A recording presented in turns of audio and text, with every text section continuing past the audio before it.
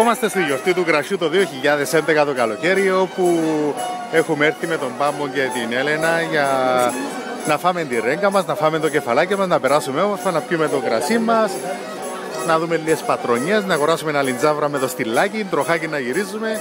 Εδώ βλέπετε διάφορους και νεαρούς και πιο μεγάλους ανθρώπους να περιφέρονται στον χώρο άσκοπα.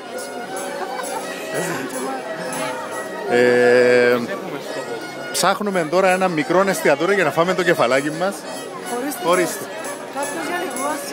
Ναι, ναι. Προσέχετε, προσέχετε. Λοιπόν, ο Λάκης νομίζω θα μας εξυπηρετήσει. Ναι, ναι, ναι, ο Λάκης νομίζω είναι ένα ανάψογο μέρος για κεφαλάκι.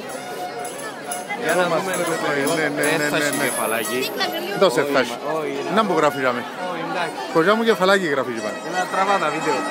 Ναι, γεια σας, γεια σας. Έχετε κεφαλάκι? Ναι. Ορίστε, έτα. Πας ματρί, Ιωάννη, πας ματρί. Πιάστα. Αυτά είναι τα κεφαλάκια. Είμαστε έτοιμοι. Να δούμε πάνω να φάμε γλώσσες μάτια, μυαλά.